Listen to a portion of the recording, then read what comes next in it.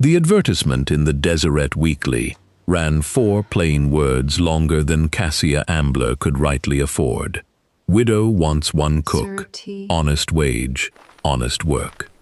She had counted the letters twice at the mercantile counter to be sure it wouldn't cost her an extra penny, and she had walked the 11 miles home telling herself that 1 good cook in the kitchen would free her own 2 hands for the cane, and that if the cane failed, the ad wouldn't matter, because nothing would. What she got, 3 weeks later, was a wagon coming up her lane at the pace of a slow argument, and a tall stranger walking beside the near mule so the seat would hold everyone else. And what sat on that wagon, packed shoulder to shoulder in the flat autumn light, was 7 girls. Cassia Ambler stood on her porch at 41 years old and did the arithmetic that any ranchwoman does first.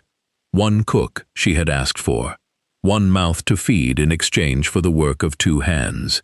She counted the wagon again, slower, and the sum came out the same both times, and it was not 1. "Ma'am," the stranger said, taking off his hat. His hair had gone iron early. "Eben Vanmeter, you'll be Mrs. Ambler." He had a voice like a man who had spent years talking low over a hot fire, so as not to startle it. "Before you say anything, I know what the paper said.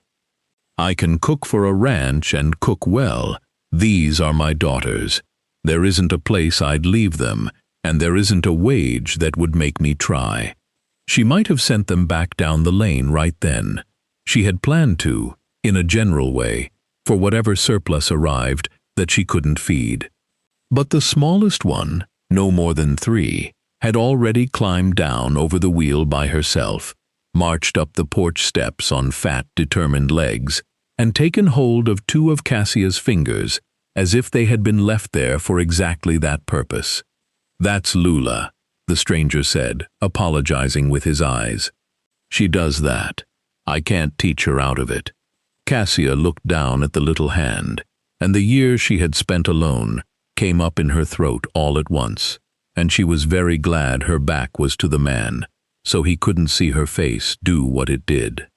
The ranch behind her was called the Sickle, for the brand her late husband had cut into 1,100 head over 19 years, and for the shape of the creek that came down out of the red rock and bent around the low ground where the good grass was.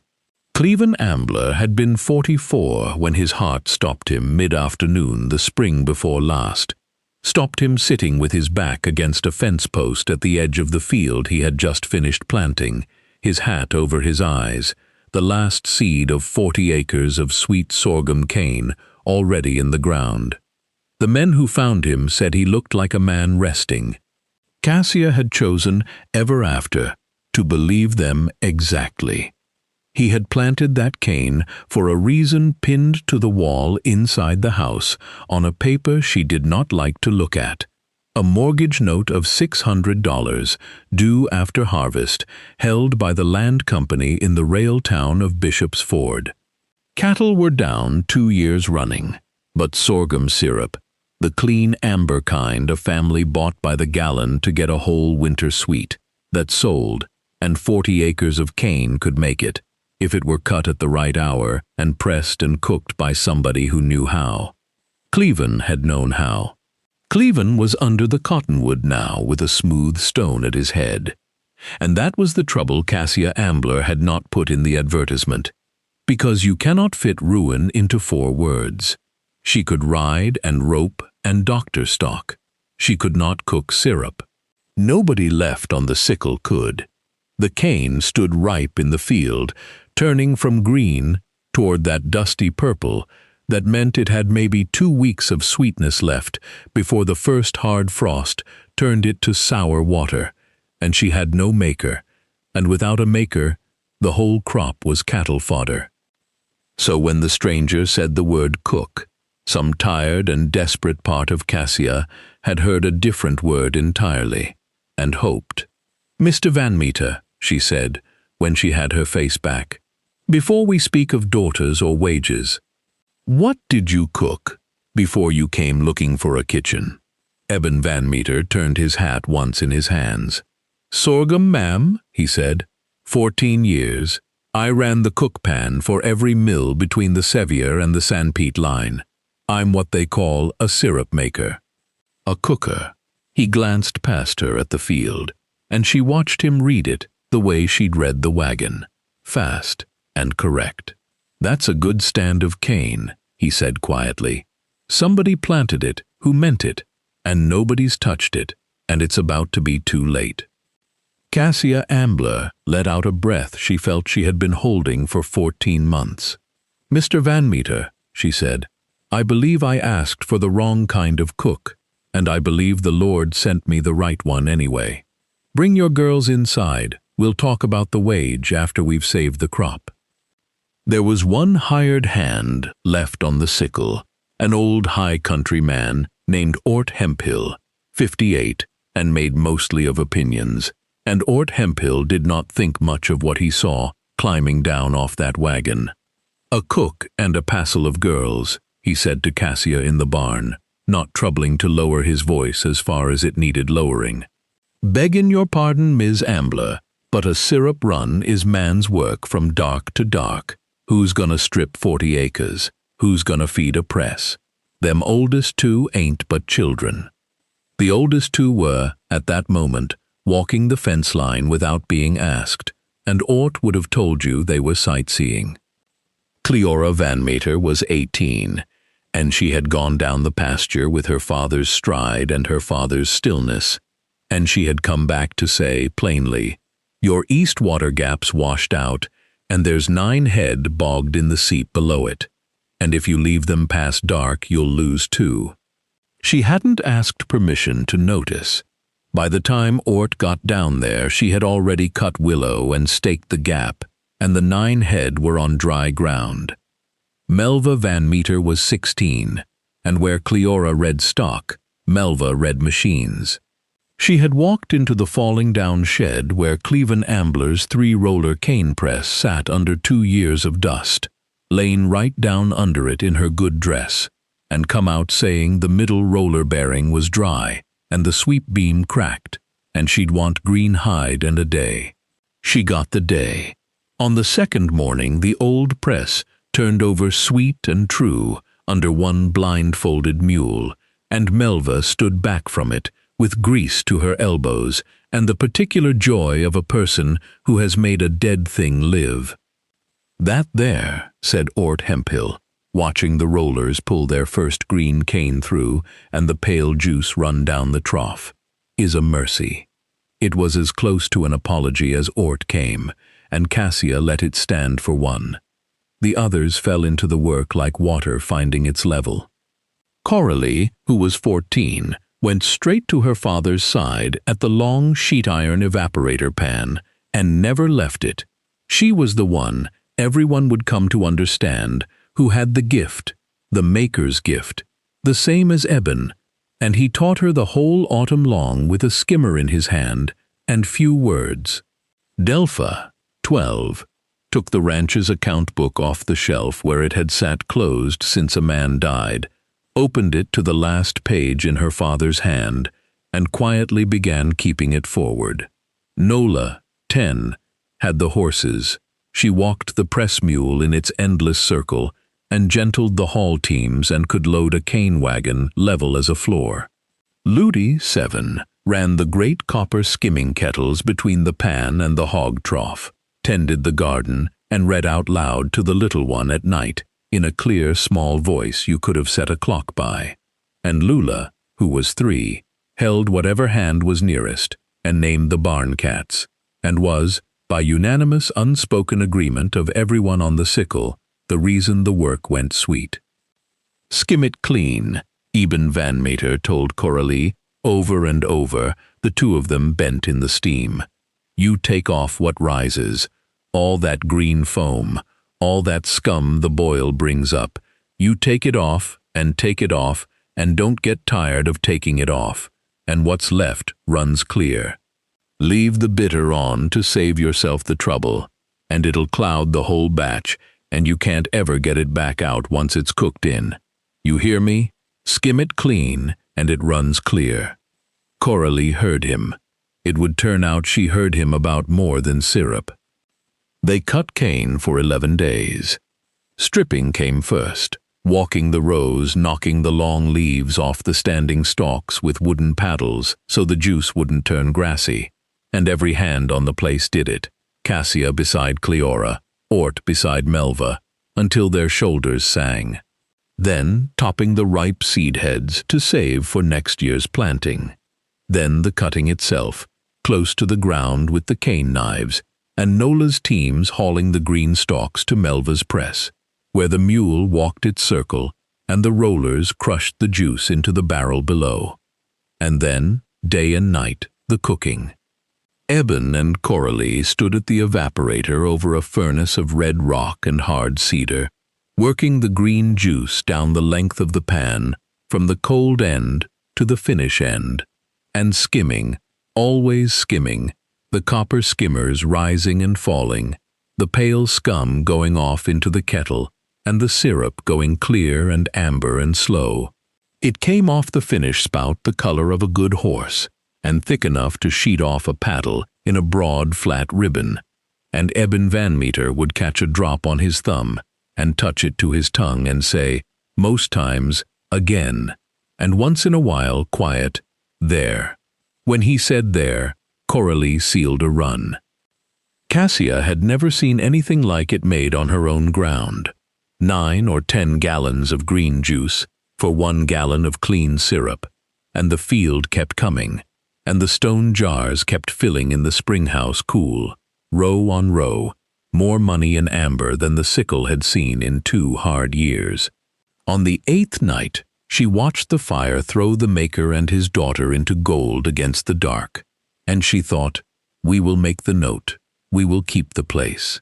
And she thought a second thing that surprised her, and did not say to anyone, I do not want that wagon to ever go back down the lane.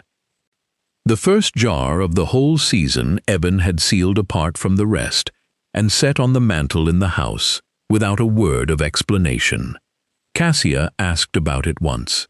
You don't sell the first jar, was all he said. You keep the first jar. She let it be. She was learning that this was a family with quiet laws, and that the laws were good ones. There was only one thing standing between the Sickle's springhouse full of amber and the $600 pinned to the wall. His name was Peleg Yarnell, and he was the man who set the price of sorghum in that whole county, and he had decided long ago that syrup like Cassia Ambler's was worth almost nothing at all. Peleg Yarnell was 57, and he bought the valley's syrup for the wholesale house down at the rail, and his grade was law. He stated his rule the same way to everyone. In a voice with no give in it, he bought table and fancy grade only from the 2 big registered mills at the head of the valley, and everything else, every widow's kettle, every backyard furnace, every small farm's honest run, he graded stock at 9 cents the gallon, feed price, fit to pour over a hog's corn and no better. Backyard syrup is never made clean, he would say, and he would not taste it before he said it. He looked at the maker's shed and the size of the outfit and the fact that it wasn't one of his 2 mills, and he wrote, stock, and paid 9 cents and moved on.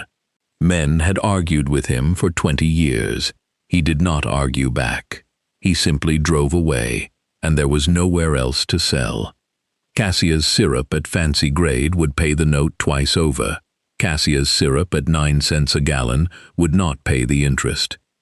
He'll grade us stock, she told Eben the night before the county buying, low, so the girls wouldn't hear the fear in it. He grades everyone's stock who isn't his 2 mills. It won't matter how clean it is. He won't even open a jar. Eben Vanmeter was quiet a while, turning that first sealed jar in his big scarred hands, where it sat on the mantel. I knew a Yarnell once, he said finally, on the Sevier. Not the same man, but I knew the kind. A man gets hard about syrup. There's generally a reason under it, and the reason's generally not syrup at all. He set the jar down gentle. Let him grade the 2 mills first tomorrow. Let him do it his way. Then have Coralie bring him a spoon. A spoon of what? Of hers, said Eben. Just a spoon. Off the clean run, the one she skimmed till her arms give out. And then we'll see what kind of hard he is. The county buying was held in the yard of the Head Valley Mill, wagons drawn up in a long row, jars set out on a plank table in the sun, and Peleg Yarnell came down the line with his book and his tin cup, tasting where he chose to taste, and mostly not choosing to. He graded the 2 registered mills fancy, as everyone knew he would.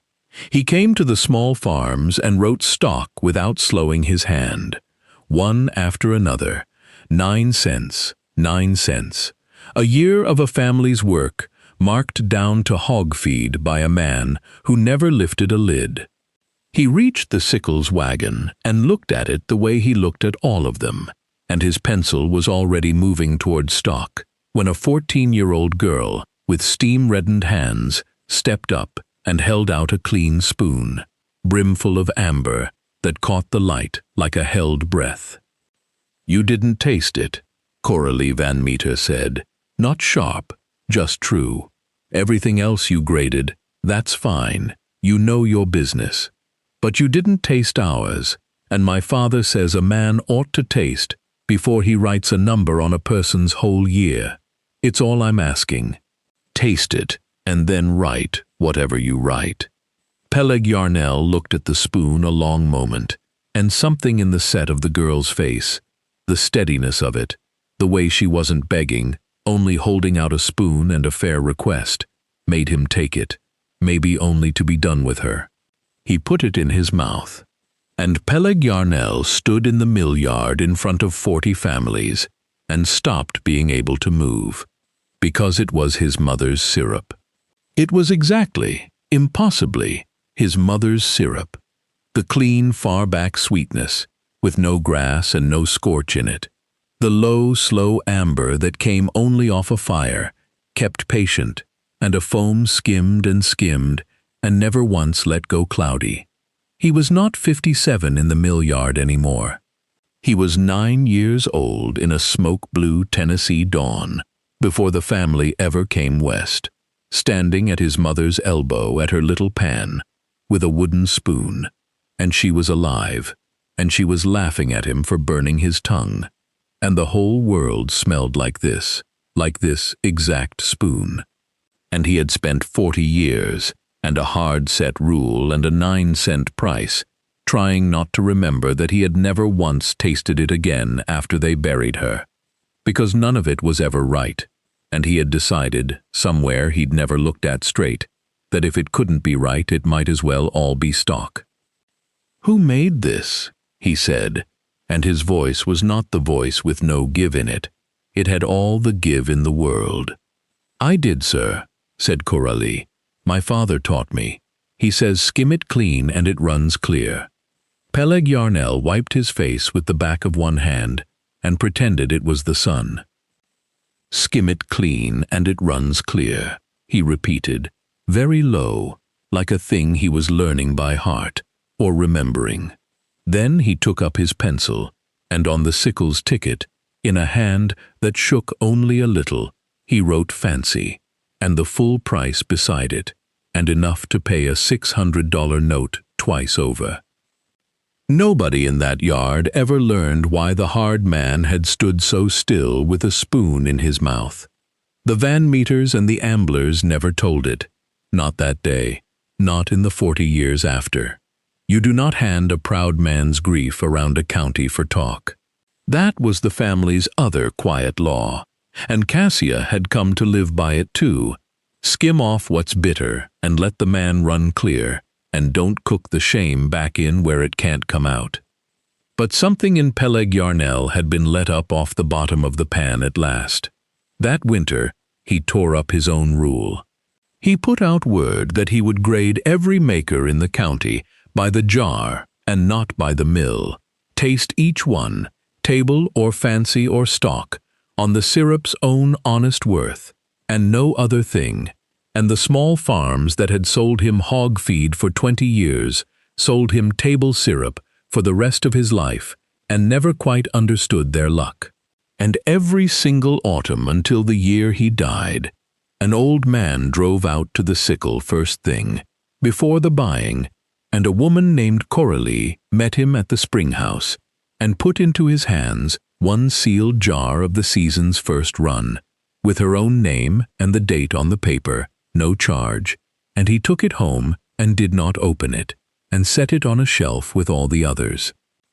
The note was paid off in full at the land company office in Bishop's Ford, 11 days before the first snow, and Cassia Ambler walked out of that office and stood in the street and cried where nobody could see her but the mules, which is a ranchwoman's privilege. By then it was fall in earnest, and by then the wagon was never going back down the lane, and everyone on the Sickle knew it, except the two people it most concerned, who were the last, as such people always are. It was Ludi, 7 years old, who said the true thing out loud, the way 7-year-olds do. She said it at supper, into a lull, buttering her bread. Papa's happy here. He hums at the pan now. He didn't used to hum. Eben Vanmeter turned the color of his own furnace, and Cassia Ambler discovered a great and sudden need to check the coffee, and Cleora and Melva exchanged the look that older sisters have kept in stock since the beginning of the world. He asked her at the fence line, which she thought was fitting, because a fence line was where her husband had sat down to rest for good, and it seemed to her that the same posts that had held one honest man could hold the asking of another. Eben Vanmeter was 46 years old, and his late wife Mahala had been 3 years under the ground in another county, gone peaceful of a fever in her sleep, and he did not pretty up what he was offering. "I've got 7, he said. "I come the way you saw me come. But I've never in my life wanted to stay put anywhere the way I want to stay put here, and it isn't only the cane. You'd know that. You've known it a while, I think, same as me." "I asked for 1 cook," Cassia said, looking out at the harvested field going silver in the low sun. "You did," said Eben, "and I overfilled the order considerable." "You did," she agreed, and then she took hold of his hand, the way his smallest daughter had taken hold of her fingers on the first day, plain and certain, as if it had been left there for exactly that. "I find I don't want a single one of you sent back." They married in the fall, under the cottonwood by the smooth stone, with Cleven Ambler's name close by, which Cassia wanted, and Eben understood, without a word said. Lula, 4 by then, carried the ring down the row of chairs in a scrubbed syrup tin with a clover stuck through the lid, and dropped it once, and picked it up herself, and would not be helped. Ort Hemphill wore a collar and suffered it, and on the mantel, above them all, sat a sealed jar of amber that no one would ever sell. The first jar of the first fall, kept the way that family kept the first jar, because you don't sell the first of a thing, you keep the first of a thing, so you can hold it up to the light in some later year and remember exactly how sweet the season was that you did not know, at the time, was going to save you. The little one who ran the skimming kettles between the pan and the hog trough lived to be 91. Ludi Vanmeter Ambler. She took the second name and gave it back when she married, and I'll not bore you with the whole of a long good life. Sat in her own kitchen the year the automobiles came through the valley 2 at a time, and she kept, on her own mantel, a stone jar so old the paper had gone amber as the syrup, in a 14-year-old girl's careful hand. "My father asked for 1 cook," she would tell the great-grandchildren when they asked why she wouldn't ever let anybody open that jar. That was how she told it. She'd taken to calling Eben her father years before anyone made it legal, and Cassia her mother, and never once heard the seam. "My father asked for 1 cook, and got 7 daughters instead, and by that fall Those 7 daughters ran the whole ranch, cattle and cane and books and all. But that's not the part I keep the jar for. I keep the jar for the man in the mill yard, hardest man in the county, and he'd graded 100 honest families, whole year down to hog feed, and never lifted a lid. And my sister handed him 1 spoon, and he came apart in front of God and everybody, and none of us ever said why. You want the whole of what I learned on that ranch. It's the 2 things my father said over that pan, and they turned out to be the same thing wearing 2 coats. The first was, skim it clean, and it'll run clear. Take off what rises. Don't get tired of taking it off. And the second, which he never did say out loud, but which I watched him and my mother do every day of their lives after, was that you do the very same with people. Somebody hands you their bitterest, and you take it off gentle, and you don't cook it back in where it can't come out, and you don't hand it around for talk. You skim a person clean, and you let them run clear. He asked for 1 cook. The old woman would touch the ancient jar and smile. 7 of us came instead. And the sweetest thing that ranch ever made wasn't the syrup at all.